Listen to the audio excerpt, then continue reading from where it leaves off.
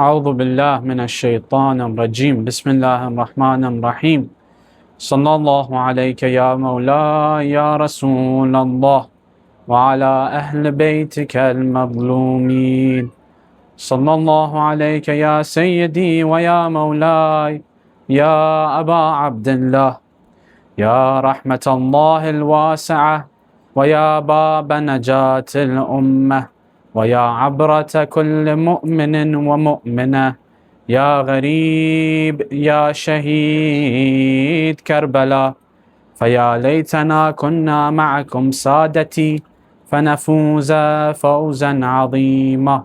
قال الله الحكيم في محكم كتابه الشريف وقوله حق. بسم الله الرحمن الرحيم. يوم ندعو كل أناس بإمامهم. صدق الله العلي العظيم. Illuminate your hearts and minds with a loud salawat ala Muhammad wa ali Muhammad.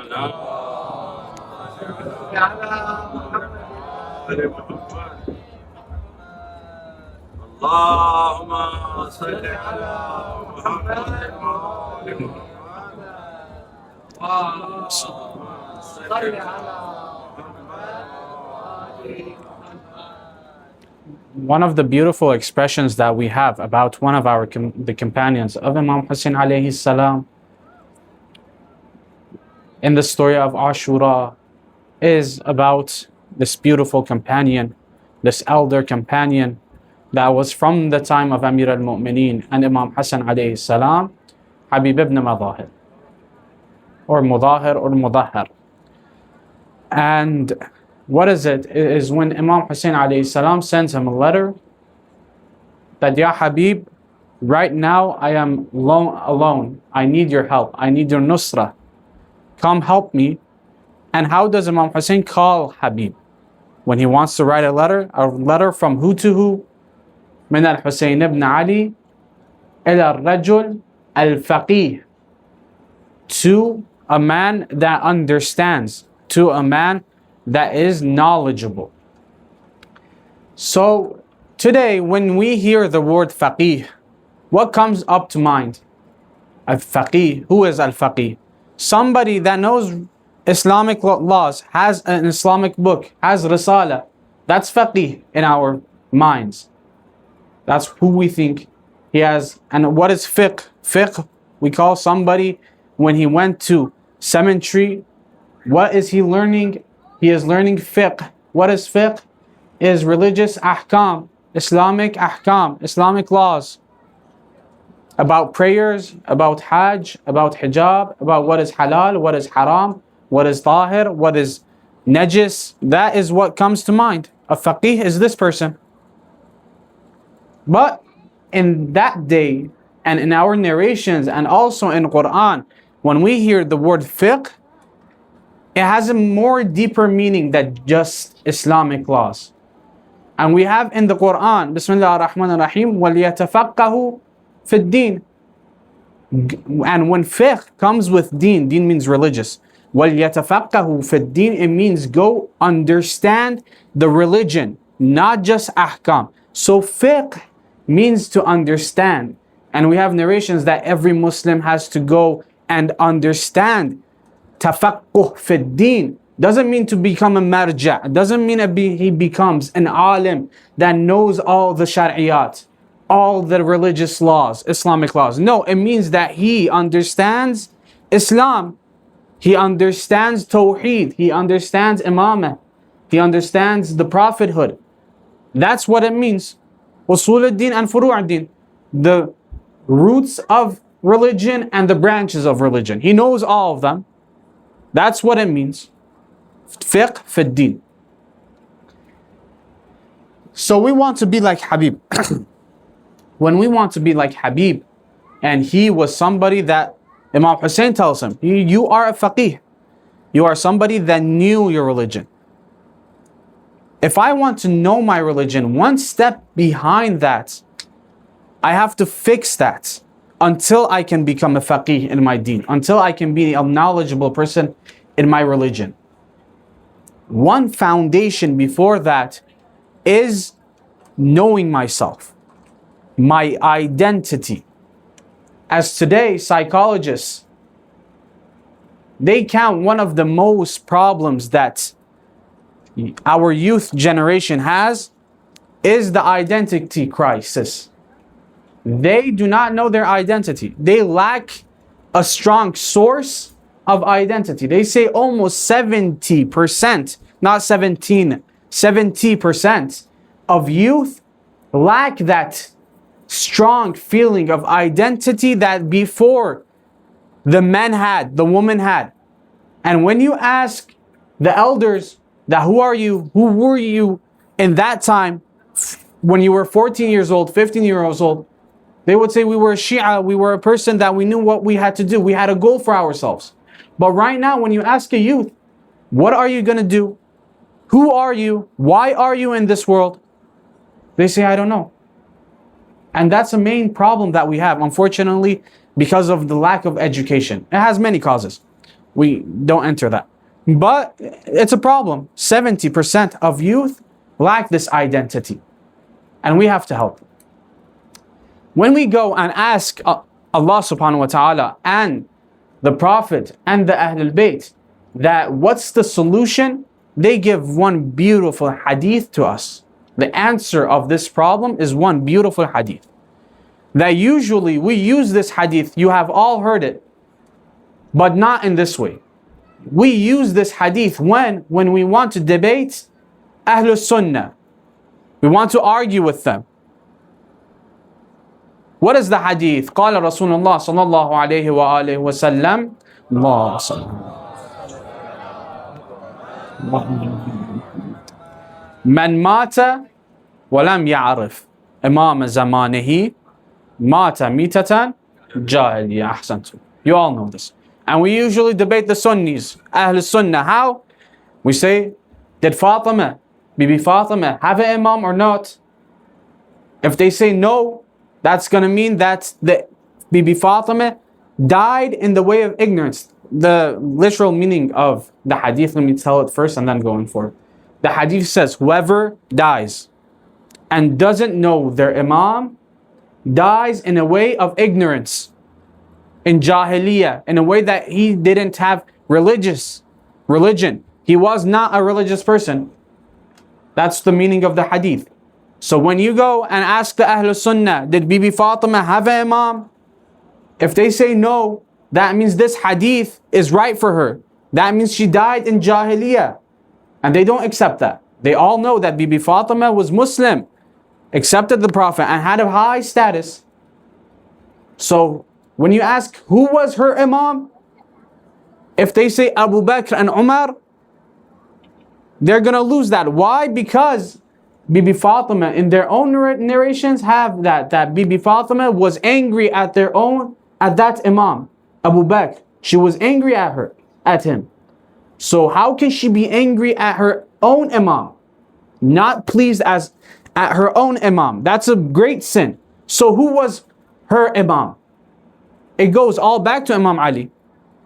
So if Imam Ali is not correct, again, there's another two-way. If Imam Ali is not the true imam, that she still doesn't know her imam. Why? Because Abu Bakr was the imam. But if he is the right imam, you all have to go and believe in Imam Ali. That's how we use this narration and when we want to debate. Man mata wa lam ya'arif imam zamanihi mata mitatan jahili. We usually use it in these debates. But this narration has a more beautiful meaning to it. It's more depth than that. And this narration doesn't say Ya Sunnah, Ya Ahl Sunnah, or Ya Fatima, Man Mata. No, it says Man Mata, whoever. It's general. It's to all human beings. Man Mata wa lam ya'raf. Whoever dies.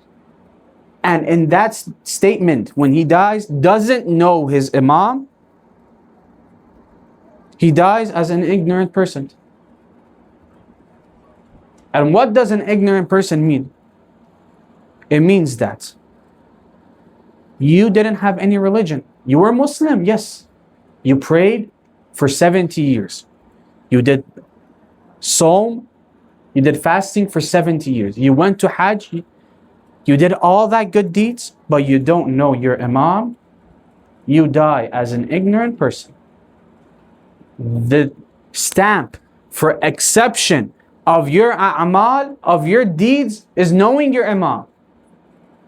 Is knowing your imam. And if you don't want to be losing your identity that we talked, you should know who your imam is first, until you can know who you are. And let me step one level higher. And please don't tell that the Shaykh is being too harsh. No, I have a narration that backs up this word that I am saying. Please pay attention. It's very important what I'm talking about. Me myself have worked a lot on this topic until it can be correct how I can say it. So sallu ala Muhammad wa ali Muhammad.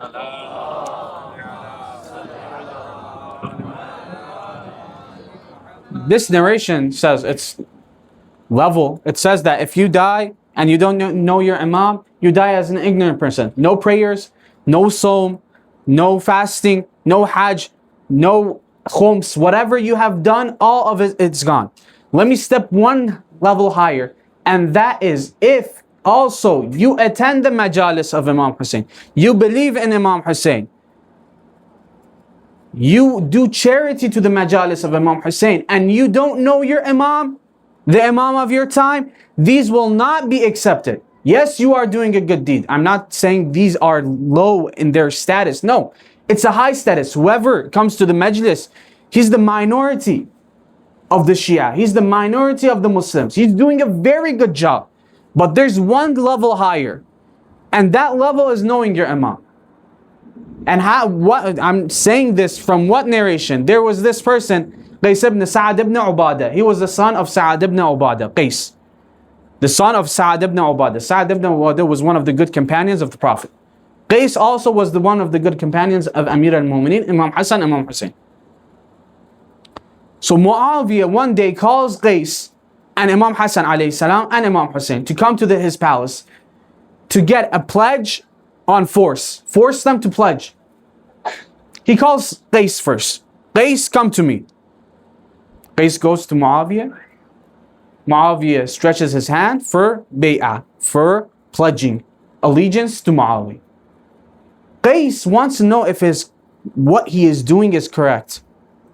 This person wants to know if he is doing this correct. He looks back and looks to who? Looks to Imam Hussein alayhi salam. He looks to Imam Hussein and he's looking at the lips of Imam Hussein. What is he going to tell me? Is he going to tell me that this is correct or wrong? So what do we accept? We expect that Imam Hussein tells him that don't do it or do it, pledge. Now but he says something else. He corrects him. He says that don't look at me. Who should you look at? Imam Hassan. Why? He says, لأنه إمامي. He is my imam right now. And know this, that we have narrations. Imam Hassan and Imam Hussein, imaman qama aw qa'ida. These both people, Imam Hassan and Imam Hussein, they are imam. If they tell you something, you have to listen to them. But in that time, who do you have to obey? When between these two, Imam Hassan. And right now, when we are in the majalis, who do we have to go through until we reach Imam Hussein? It is our imam. If we want to attend this majalis, we have to ask the permission of our imam. If I'm going to this majlis, are you pleased from me? I ask my imam. He's the imam of my times. He's that person that I have to hear. He's that one. Sallu ala Muhammad wa ali Muhammad.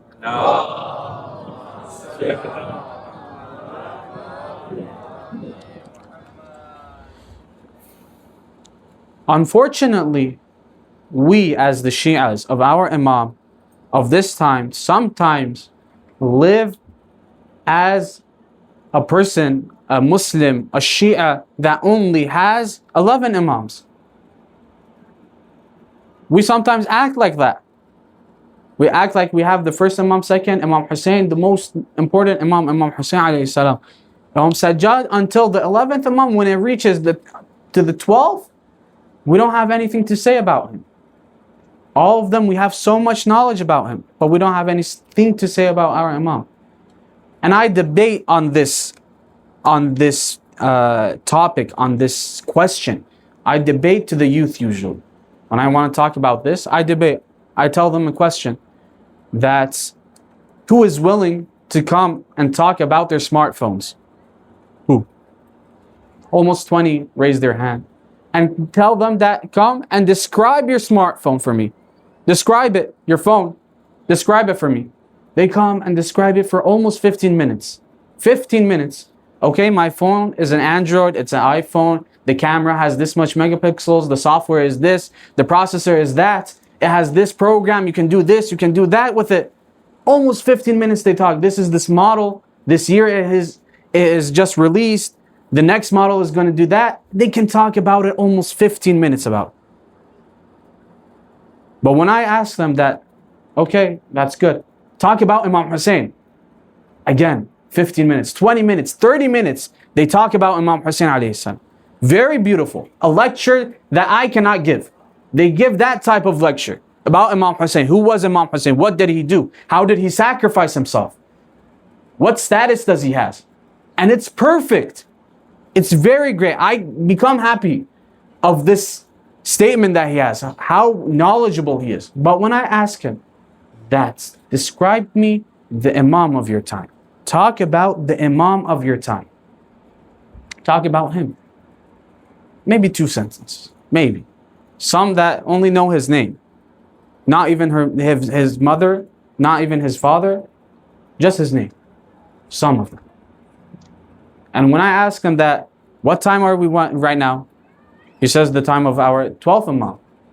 And I tell him, why do you know Imam Hussein more than your Imam? Because I didn't go after it. I wasn't educated like that. And that's a problem right here. That becomes, we don't know. It's from our jahl. We don't know it.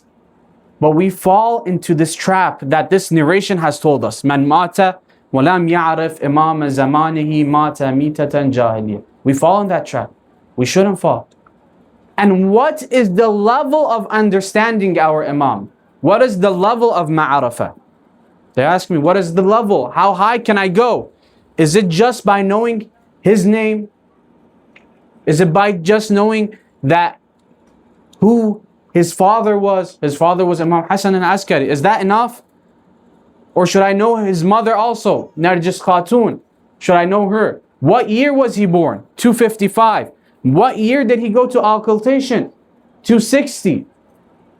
Is that enough or one level higher? Is that enough or one level higher? When we see the narrations, it seems that we have to step one level higher, more than this. We have to know more than that. How do we know Imam Hussein? We know his history. We know when he died, how he was born. All his virtues, all his attributes, what sifat did he have? What did he say in the path of Karbala to his companions? We know all those correctly and perfectly. Why don't we know about our Imam that much? Yes, he's in occultation, but we act like he's dead. It seems like he's not alive at all. He's our Imam. He is alive right now, and he has some attributes right now. He is in some status right now. He is living with us right now. It seems that we don't even pay attention to him. We think that, okay, since he is in occultation, it's not important for me to pay attention anymore. He's in ghaiba. Whenever he comes, we can see him. That's it. We don't have any responsibilities to him anymore. Why? Because he's in occultation. It's his fault.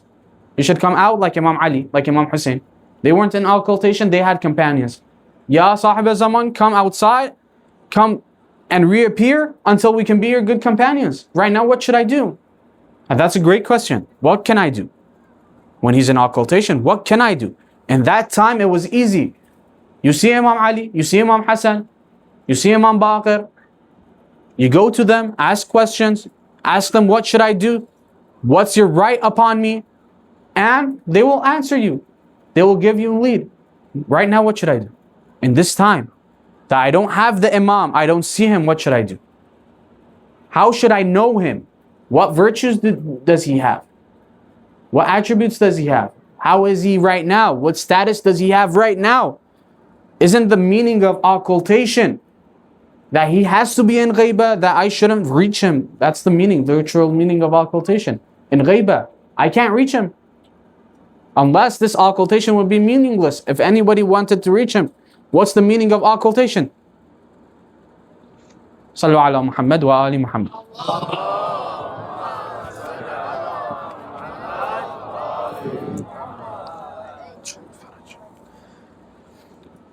Amir al-Mu'minin alayhi salam describes the Imam of our time in this way. And we should know this. And this it's arrow in our heart. It's something that has to hit us like a truck. This describes that Amir al-Mu'minin does. What does he say? He says, Sahibu hadha al-amr, the person that has this qiyam, that has this rising that he has when he rises. What is his virtues? What is his attributes? What is he? He is al-Sharid, he is al-Tarid, he is al-Farid, he is al-Wahid. These 4 attributes he has. What is he?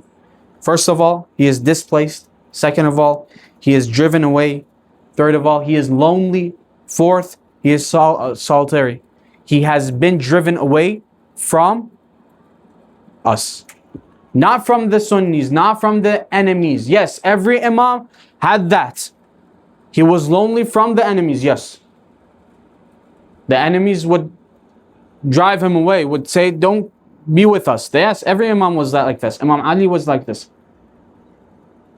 But he is telling that he is Farid and Wahid from us, from me. From me. That's a pain. That's painful. That I claim that I am a companion of this 12th Imam, me myself am making him lonely. Me myself. I made him lonely. Why is Amir al-Mu'minin describing him like this? This has to be a message for us that your Imam is lonely.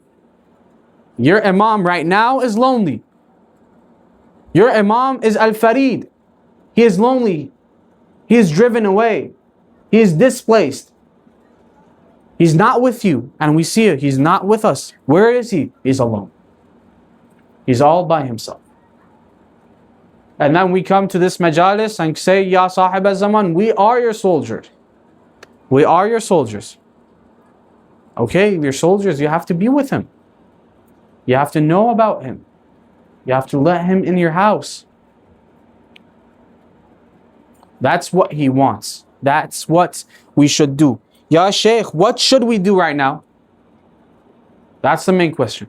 What should we do right now to this Imam that is Al-Wahid? First of all, let's know another attribute that he has. I talked about this, that he is Al-Wahid from us, from me.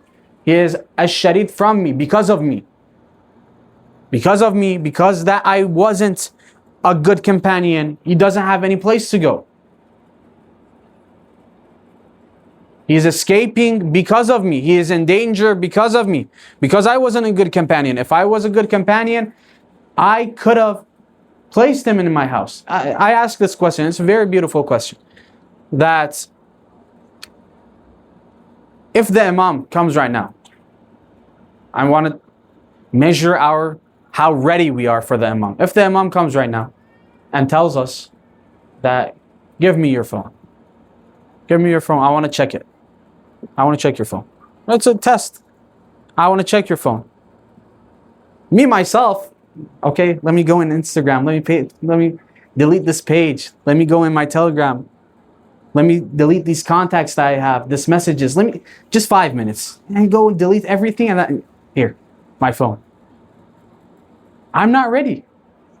This is not being ready. We say, Allahumma ajil lawaliyik al-faraj. It means right now his reappearance should be. Ajil, right now. The meaning of ajil means hurry. And when it goes in the bab of taf'il, it means ajil. You use that tashdid, it means hurry times 10. Right now, at this moment, not until the next Friday. No, right now. I want him to come. Okay, the Imam says, I want to come too. I want to reappear too. Are you ready? And I told this the first day.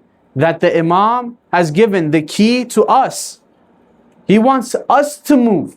Unless he could have raised and done everything, miracles. They have that power to do miracles. Allah subhanahu wa ta'ala will give them powers, as they have done miracles before. But He has given this key to us. And this is a very, very hard message that they give in us, that we have two reappearances. We have two reappearances. One reappearance is what Allah subhanahu wa ta'ala has measured normally, in a normal circumstances. And it will reach the end.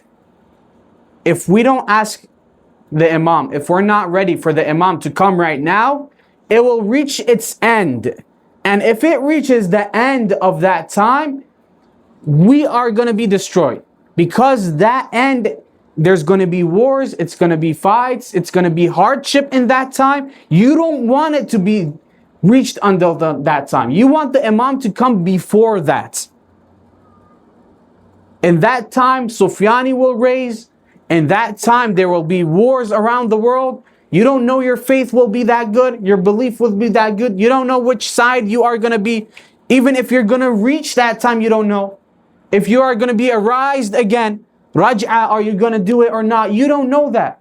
And you don't want it to be in that position. So you want him to come earlier. And if he comes earlier, it's going to be a better situation than that. You want him to come earlier. We have two reappears. Sallu ala Muhammad wa ali Muhammad.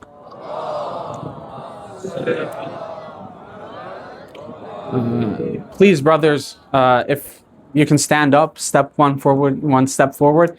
Inshallah, each step that you step forward, inshallah, you will go closer in Karbala to the shrine of Imam Hussein. Sallu ala Muhammad wa ali Muhammad.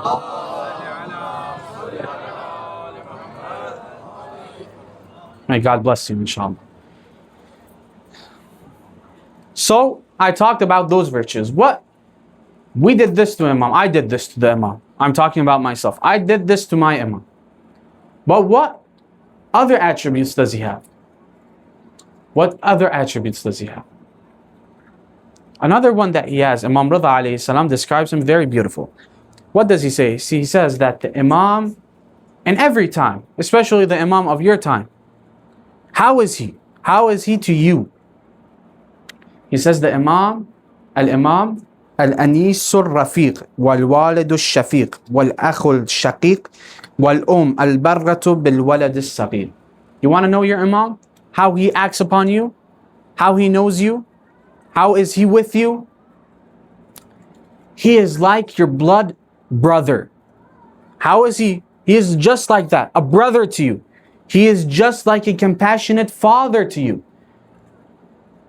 He is just like a merciful mother. How is she with a little child that she has, a newborn? How does she act? How loved is that connection that she has? How much does she care about that kid? Everywhere that she goes, she says, that kid, my kid, where is he? Where is she? She protects her more than her life.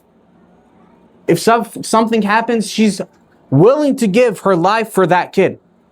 That's the Imam of our time. That's how much he loves us. Some people say we lack friends, or my father has passed away, my mother has passed away. One advice that I give them is, talk to your Imam. You still have your Imam right now. You still have your Imam. And he is like that. When you have a problem, talk to him. And that's the next thing that I wanted to say. Okay, the Imam is like this. What responsibilities are on me, on my shoulder? What should I do? He has this beautiful attributes. He has this. What should I do to him? Our child, my own kid, if in the morning he wakes up, or she wakes up, and she doesn't say Assalamu alaikum, doesn't say hello, good morning, what would I say? Where is your attitude? How rude have you become? Why aren't you polite? Where is your salam? To your mother, to your father, greet us. When you in the morning, greet us. One salam, where is it gonna go? And the Imam is saying, I am your father, I am just like your father. Like Imam Ali says, the Prophet says, he says, Ana wa Ali abawa hadhihi al-ummah. We are like the father of this community, of this society. The Imam is like this, the Imam of our time. He is like our father. If you lack the love of your father has passed away, or it's divorce, you don't see your father, you don't see your mother, you don't see your friend anymore, you're feeling lonely. This is how to connect. This is how to fill that empty space with your Imam. He is there for you. He is himself describing himself. I am there for you. In another narration we have that he himself says that I, myself, and are more compassionate than your fathers to you, than yourselves to yourselves. You to yourselves, how compassionate, how caring are you? You care so much every day. You care about yourself, your health, your lifestyle. Where do you go? Safe.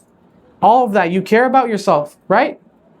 The Imam says, I am more generous than that. I am more generous than that. So that's the Imam of our time. So what does he want from us? Just simple things, not that much. I'm not saying to do Hajj for him, not ziyarat for him. No. No charity for him. No. One simple thing that we can start. Each morning that we wake up, each night that we want to sleep. Just one sentence. Assalamu alaikum ya sahib al-zaman. Where does that go? Wallahi, it doesn't go anywhere. It just helps you. It's good for yourself. Just one sentence. Where does it? Is it that hard? Some people say that we are embarrassed. We are shy to say this. Who are you shy to? You say everything. I know some people, they sing with themselves, they dance with themselves. But right now, if they want to say salam to the Imam, they say, I'm shy too much. I can't say this word. You by yourself, who are you shy? Who are you fooling right now? We sometimes fool ourselves. We put like, okay, I can't do this. We can. We fool ourselves. We want to escape that responsibility. Just one simple sentence. Where does it go? One simple sentence. Another thing that we can do, very beautiful thing. For parents, it's so, these little things add up. And when our children rise, when they grow up, these little things, these little factors spark in their life. It shows up. It's just like a star in their life. They say, oh wow, my father used to do this. And then they start thinking, that little thing, what is it? On the table that you're eating food, when you're eating food, after the food, say just one beautiful sentence. And I will tell a story about this sentence. Say what? Say, Allahumma barik li Mawlana sahib al-zaman. Oh Allah, grant and give all your good deeds to the Imam of our time. What is the story behind this? The story is very beautiful. In the time of Imam Hussein alayhi salam, Imam Hussein had a servant. And that time it was normal. He had a servant and the Imam gives him something. And what does he say? He says this simple sentence, Allahumma barik li Imam al-Hussein. Oh God, bless Imam Hussein and give him barakah. Give him barakah. The Imam gives him more money. He still says that. Until it reaches that, the Imam says that all that you see, there was a farm there that was for the Imam. He says all of it is for you and you are free. Just because one sentence, Allahumma barik li Imam al-Hussein. And we say that sentence after the table. Still some people bring excuses. I am shy from my family. I don't have that feeling to say it. I can't say it. I can't say Allahumma barik li Mawlana sahib. If it's Arabic is hard, say it in English, say it in Urdu, say it in Farsi, whatever you can. Say it how possibly way you can. First of all, it's a lesson. One simple lesson for your children. Second of all, it affects your life. You will see the effect of this in your life. After that, see how your life changes 180 degrees. The barakah of the Imam will come to your life. Will come to your life. Just by these two sentences. That's it. If you can go forward, go forward. I'm just saying the simple things. If you can do more, why not? Why standing behind? Do more. Do du'as for him. Do du'a nudbah for him. Each night recite a ziyarat Ashura behalf of him. Why not? Each night pray 2 rak'ahs for him. That's it. Not more. If you can do that, that's perfect. But if you can't, at least the simple things. At least that. We as the Shia have some responsibility. At least let us show that we are the Shia of this Imam. At least that. Yes, we are the Shia of Imam Hussein. Everybody knows. I wear black on Ashura on these 10 days until the end of Safar. For Imam Hussein, yes, that's beautiful. That's perfect. Alhamdulillah. But show yourself as the companion of this Imam. Show yourself. And another thing, still for ourselves, when we have problems, who do we go to? The first person that we go to, usually our fathers, our parents, our friends, our co-workers. The first person, right? You name it. Whoever has more money, usually. Whoever has more experience, I go to him. I have a problem. I need money. I need experience in this. What do I call? Who do I call? The first person is the one that mostly is going to help me. My friend, my co-worker, my parents. The Imam himself says, if you have a problem, first tell me. First tell me. We go last to him. When we hit that wall, we don't have anybody else, then we go to the Imam. Ya Imam, I didn't find my friend didn't have money, my parent didn't help me, my co-worker was that, and this. And then we go to the Imam. Imam, you are my only hope. Okay, say it first. You did all this. Why shouldn't you say it first? There was this companion. He wasn't with Imam Sadiq alayhi salam. Imam Sadiq was in Medina. He wasn't there. And he told the Imam that sometimes some difficulties upon and happen to me. And because I'm not near to you, I live in a different city.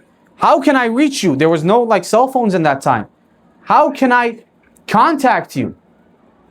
I want to ask you, I want to need help from you. What did the Imam say? He said, حرك شفتيك. Move your lips. In that city you are. Move your lips. فإن الجواب يأتيك. Don't care anymore. Just move your lips. I will do the rest. I will do the rest. The answer will reach you some way. Just ask me. Just ask me. The answer will reach you. And we don't do that. The last person we go is the Imam. If we go. The last person I go is the Imam. It should be the first one. Ask the Imam. Imam will show the path. In some way, I don't know how. He will do it. He will do it. He would put a person in my way. And we have seen this so much in our lives. The barakah of the Imam in our lives, we have seen it so much in our difficulties. We have passed our difficulties. Right now that we are sitting in this majlis, just think about what difficulties you had before. Migration to the new states. Your family, marriage, college, you had all those difficulties. And you have passed it. And you're still going through difficulties and you're going to pass it again. But why don't you ask the Imam to help you through it? It will be a much beautiful way. It will be a much beautiful path. And it doesn't go anywhere also. It goes to yourself. It helps yourself again. It helps you. So why shouldn't we? Why shouldn't we help our Imam? In this simple way. In this simple, beautiful way, then we can. Sallu ala Muhammad wa ali Muhammad.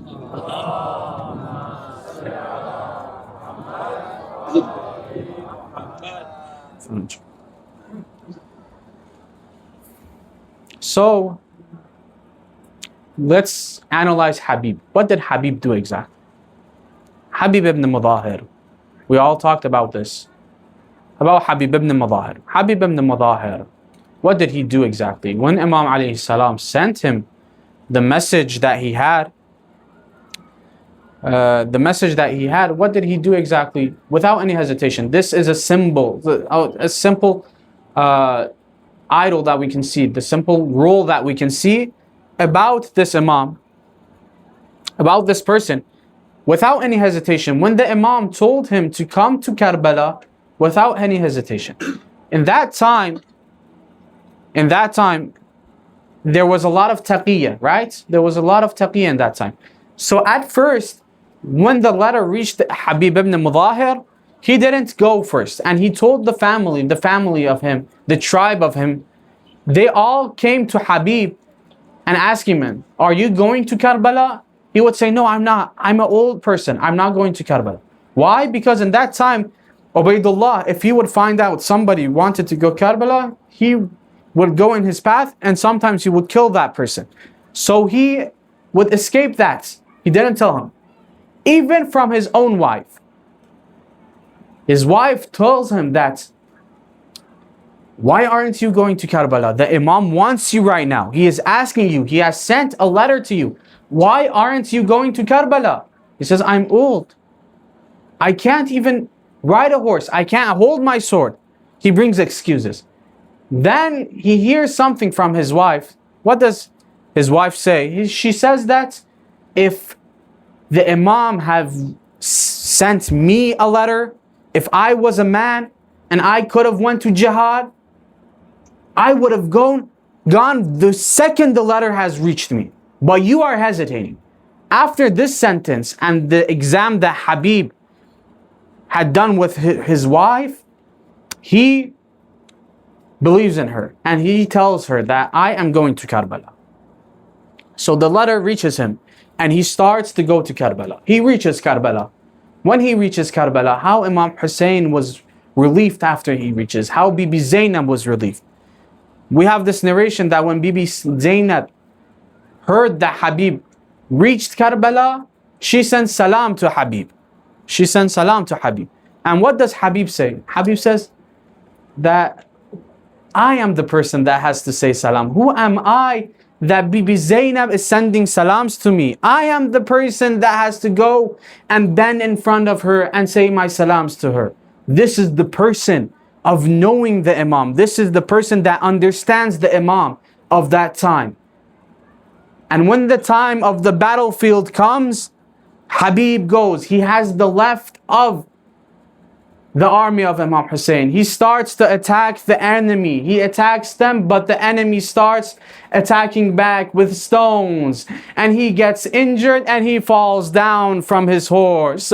When he falls down from his horse, he calls Abu Abdullah al-Hussein to reach him. The historians say that this was one time that ban al-inkisar fi wajh al-Hussein. They saw that Imam Hussein broke down from this death of Habib. He was that great of a companion to Imam Hussein. He goes to Habib, Ya Habib, why are you leaving me right now? I need you, Ya Habib. He passes away in a beautiful way in the lap of Imam Hussein. But just after hours, when Imam Hussein becomes lonely in that desert, he becomes lonely in that desert. What does Imam Hussein do? The Imam of that time, the person that wants the most companions, what does he do? The most generous. He looks to his right. He sees nobody but only bodies on the ground. He sees to his left. He sees nobody on the left. But he starts to call out. What does he say? He says, Ya Habib ibn Mudahir wa ya Muslim ibn Aqid. Where are you? Mali nunadikum fala tujibuni. Where are you? Why do I call you and you don't answer the Imam? Why don't you answer the Imam of your time? You noble companions, please answer me. Why should you answer me? Because see my statement. If you don't answer me, in a few hours they will attack Bibi Zainab's tent. They will get her as captive. نعم الله من نادى وحسينا مات من الحسين.